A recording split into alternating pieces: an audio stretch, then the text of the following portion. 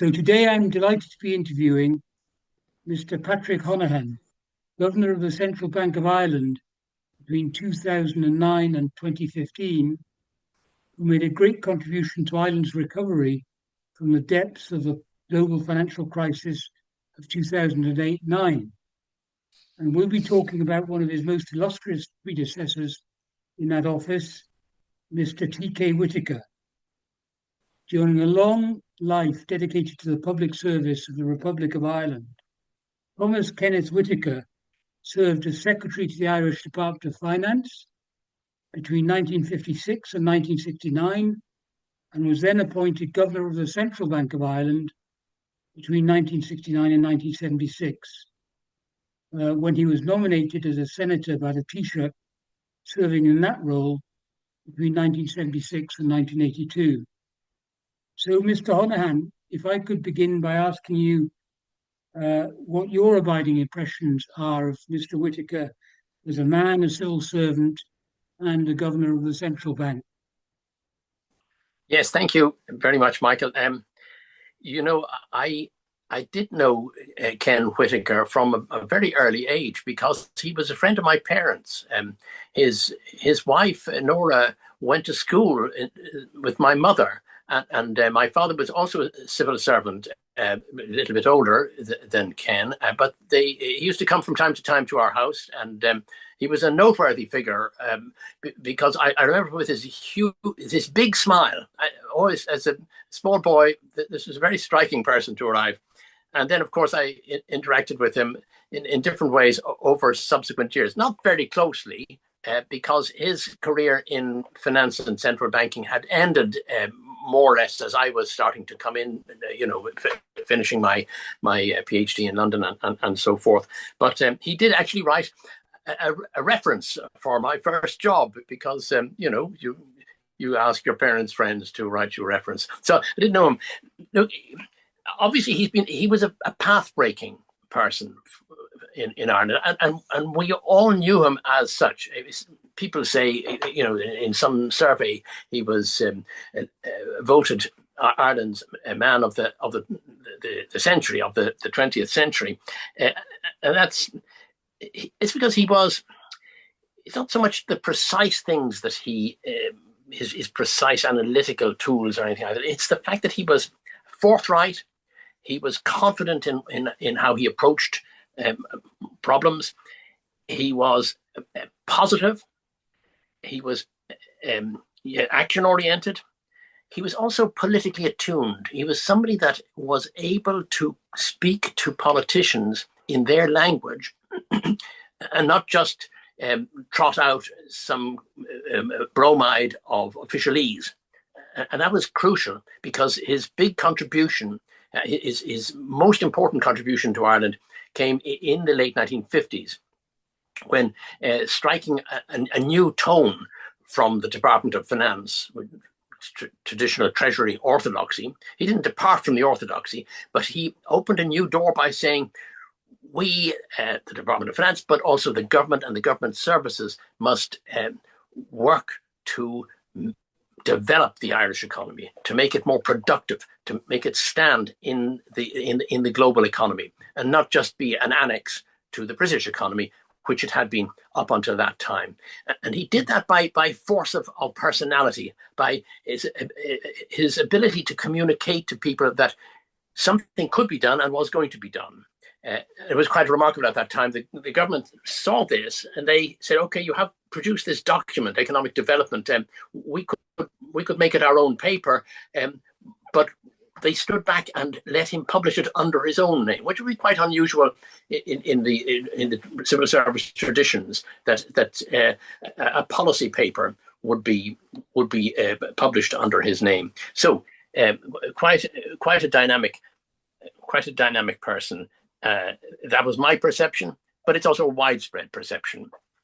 Yeah, well, of course, I never met him, but he did have an impact on my life because the Economic Research Institute, which was one of the innovations that came out of that paper, was set up to inform Irish economic policy and move Ireland Republic really from being an agrarian, quite heavily protected economy which was, you say, an adjunct to the British economy, despite independence 40 years earlier, to being a more cosmopolitan, open, international European economy. And so my father was one of the first economists recruited by the Economic Research Institute in Dublin, of which I've got very happy memories in the early 60s. So it's strange how a man like that has influence on one's life. He must have been, a supplementary question, he must have been quite politically astute, because during that time, there were obviously changes in policy makers, politicians, political parties, governments, and yet they all seem to have respected him. So, as you say, he must have been quite well politically attuned, but also respected by politicians of every hue. Yes, well, I think that is true, and I think it probably reflects. Of course, there were big political divisions in Ireland in those years, focused very much on the national issue, the issue of the border, Northern Ireland, and so on. But on issues of economic policy, there weren't that many divides. Of course, there were radicals who wanted to splash out public spending and so forth, but it wasn't. They were individuals rather than a coherent economic opposition. So the two main parties were divided more on the national issues than on economic issues. There were some, you could make some distinctions, but it wasn't so difficult for Whitaker to work with politicians on both sides of that divide between Fianna Fáil and Fine Gael. Although, in fact, he did work with Charles J. Haughey, a very, very sort of controversial figure. He didn't like working with Haughey. He seems to have seen him as too grasping, and all the suspicions that are around Haughey. And it was probably because of that. It's generally thought that it was because of that he decided to step down from the position as Secretary of the Department of Finance in 1969, when he was still what was he, 50, 53, something like that. He could have gone on. There's no doubt about that he could have gone on, but he didn't like working with Whitaker. So he was able to continue in the public role as governor of the central bank, but without being under the thumb of a minister of finance that he didn't really have full confidence in. Oh, that's interesting, because I assumed he'd retired or he'd been offered the job of central bank governor, because it must be at least, well, certainly in the UK, it's regarded probably as at least equal status to the permanent secretary of the Treasury. Yes, well, I think that's right. I think it is equal status, or even higher status, you might say now. But at that time, remember that the Irish pound was linked at 1-for-1 with sterling. It was very much an annex to the Bank of England's regime. The banks held their foreign reserves in London. The central bank had a very small amount of foreign reserves compared to what the commercial banks had. So it wasn't really the force. The Central Bank of Ireland wasn't the force in the Irish economy that the Bank of England was. It is in the British economy. So it wasn't a step down, but it was a step away from the intimate business of saying, look, Minister, why don't we do this? You want to do that? I have a better version of that. That sort of relationship that the Secretary of the Department of Finance has from the central bank. Yes, you can write those kinds of letters, but they can be more disregarded because the minister can just say, well, that's those people over in another building. They can't really influence what I do. And also, as you rightly say, governors of central banks have more independence from the executive traditionally. Yes. So that brings us really on to his period as governor between 1969 and 1976. And that was the period when Ireland and the UK joined the EEC, as it then was, European Economic Community, in 1973. And I was wondering whether there was any radical changes he had to introduce to monetary management and banking regulation in the Republic in order to reflect those changes during that period. It's a lot of things happened in central banking during his years.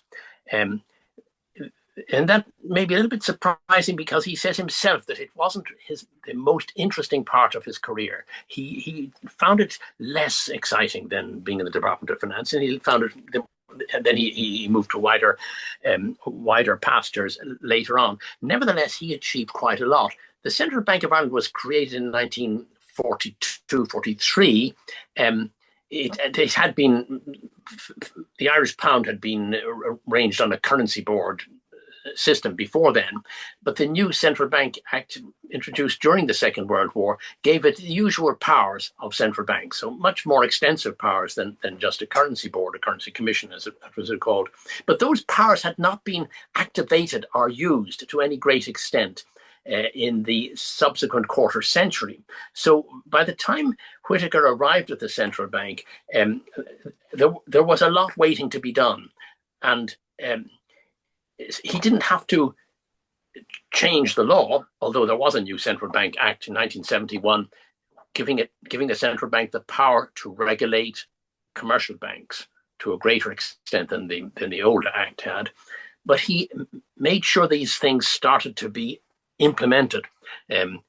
For example, a central bank normally holds the government's accounts. Now, this has changed over time, but in those days, that was a core function of the central bank. That had not been the case. The commercial banks had the government's accounts. These were transferred.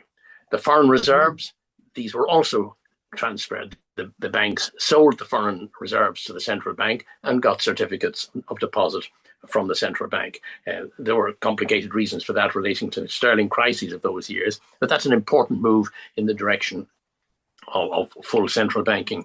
Bank regulation of bank credit, that was the way monetary policy was done in those days all over the world, and that was really started under Whitaker. He started to tell the banks, look, here's only another 100 million in credit this year, please. And then after the first couple of years, when banks weren't fully adhering to that, enforcing this guideline with a requirement to place non-interest bearing deposits at the central bank if you exceeded those limits. So enforcing monetary policy, credit policy. So a lot was done in bringing the central bank to full operational capacity in the 7 years that Whitaker was governor. You mentioned the European Union, European Economic Community, and membership, which started in 1973. And of course, Whitaker had been very much involved in his earlier role in the Department of Finance in preparing Ireland for this sort of free trade area. Not much was introduced in monetary and banking concerns from Europe in those early days. So there wasn't an immediate challenge. We've got to change everything to deal with Europe. Nevertheless, it did change the environment. The thinking was in Irish economic policy was more towards what do we do now that we're in Europe? What are the opportunities relative to our still important dependence in those days on Britain? And one of the key questions was the exchange rate. Sterling link was still there. It had been there since 1826. And now in the mid-1970s, you had all the turbulence of the collapse of the Bretton Woods system, the introduction of the European snake, controlling all the European currencies relative to the US dollar, and a very high inflation, especially in Britain. Britain was having much higher inflation than, say, Germany or France. And so the question came up, and it had come up from time to time before, but never as strongly. Should the Irish pound be delinked from sterling and move on to some other regime? And this became a hot topic in 1974, 75, 76, with the high inflation. And I always think it's very humorous that Whitaker himself, he wrote an article published in the central bank's annual report, but it was published in the Irish language in Oscailga. the title, if I translate it for you, is "The Sterling Link, Should It Be Broken?" So quite an Was astonishing. it published? I wonder, was it published in Irish or Irish Gaelic so that it couldn't be read by British civil servants? I Was think that so. deliberate? I think so, because I thought, it meant that it wasn't an easy sort of, for journalists just couldn't cut and paste what yeah, he no, said. no, They'd quite. have to read it and translate it and understand it. And of course, as you can imagine, it wasn't a very radical piece, but it did look into the questions. Should we break with sterling? If so, what would be the new regime? Would it be a link with the pound sterling at a new rate? Would it be a link with the US dollar? Would it be a link to a basket of currencies? Would it be a link into the snake, into the European network? And came to the conclusion that really there's no great urgency of this, but there was a clear preference for something like a basket of currencies, or if the European regime became more solid, the snake, that would be the way to go. And indeed, that's what happened in a few years later. But it's very characteristic of him that he wanted to get to grips with this issue. He wanted to communicate on this issue, but he wanted to do it in an innovative way that wouldn't bring down, financial market upheaval. And so he used the Irish language for that's filtering the remembering, message. because that's a discreet way of doing things. Maybe in Scotland they'll Yes. start using Gaelic a bit more, and in Wales, Welsh a bit more. But that confirmed. I mean, in a way, he created not only the modern Irish fiscal and treasury policies when he was Secretary of Finance, but also the modern Irish central bank. He laid the foundations for it, from what you were saying. Exactly. And I suppose that brings us on to his legacy and your own unique perspective on it, really, as a governor in the aftermath of the global credit financial crisis. Ireland's a relatively small, open economy. How can you protect yourself against fluctuations in money and credit originating from outside, as appears to have been the case in the run-up to the global financial crisis? Is there anything from Mr Whitaker's term as governor which assisted you in the formidable challenge of recovering from the financial crisis during your term of office between 2009 and 2015? Well, I think that a few things to be said about that. First of all, of course, the crisis came because of uncontrolled expansion of bank credit into the property market. This was a big thing, that the banks, there was a permissive international atmosphere. The banks were able to get as much in borrowing from abroad as they wanted, and they lent to property developers and to house purchasers, and that was the cause of the problem. What would Whitaker have done? What might he have done if he was in that situation? It wasn't stopped. People were concerned, but they looked at the rule book and they said, well, the banks are complying with the rules, and there was no great inclination to take drastic steps. I think it's hard to imagine that Whitaker would have been satisfied with a sort of please check that the banks are complying with rules. He would have thought through the problem from start to finish, and he would have said, common sense. Would you be able to, because the rules were international EU rules, so to comply, he'd have had to go further than the EU, presumably. And he could. It was well within his legal powers. The central bank could have gone to a much tougher stance. He wasn't blocked, or he wouldn't have been blocked.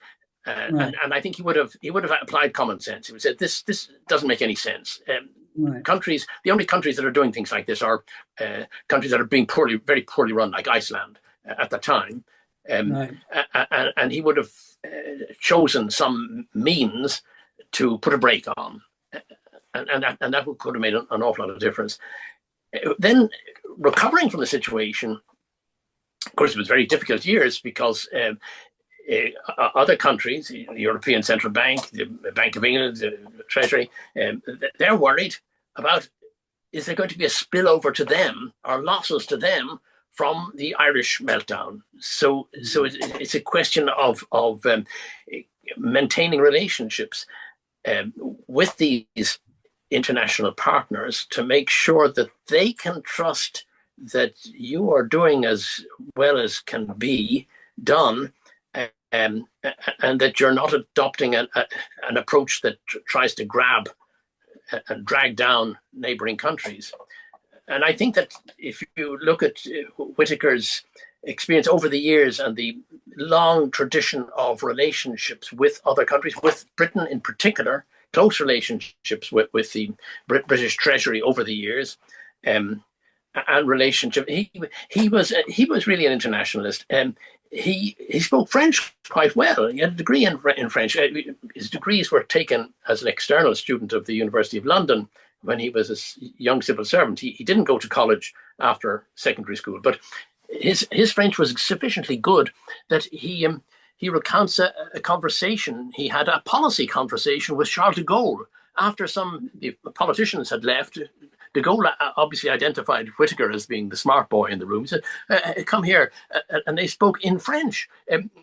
So I don't know very many people who would be able to use their knowledge of foreign, in those days of foreign languages to communicate with head of state.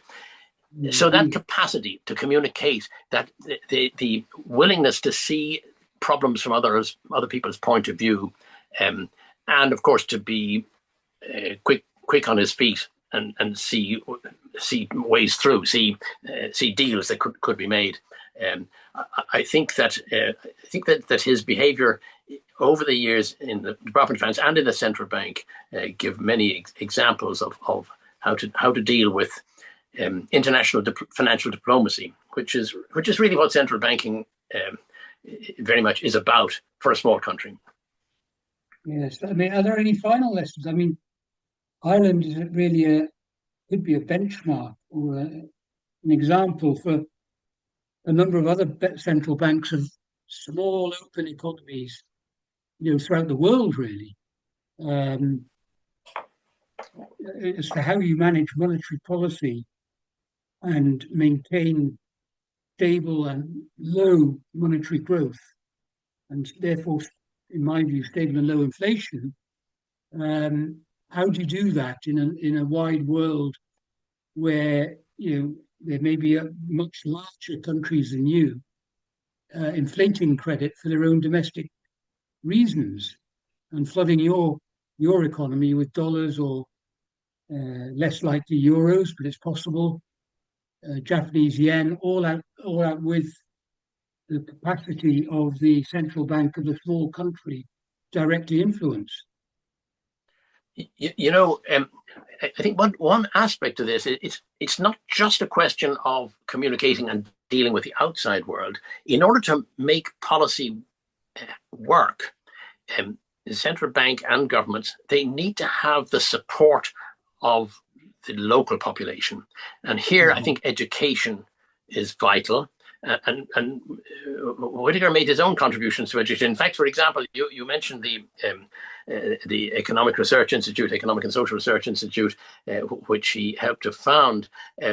He realized from looking at the work of that institute in the early days how important mathematical tools were to the understanding of economics, and he persuaded the university and University College Dublin they said, you're not teaching the right kind of economics. You need to have a degree in economics and mathematics to make sure that our people are equipped for the complexity of the modern economy. And so University College Dublin did introduce a degree in maths and economics, and that's the degree that I took myself. So, but what I'm emphasizing here is the education. The general public doesn't have to have a degree in mathematics and economics, but they do have to have an understanding of the way the world works. And for example, after the great financial crisis, and during that, the general public in Ireland were not happy with the way economic forces were damaging their interests. They were not happy, if you like, with the capitalist system. A lot of people in Ireland would say, oh, this is a terrible system. But they know it's the system that prevails and is not going to be influenced in the short run from Ireland. And they know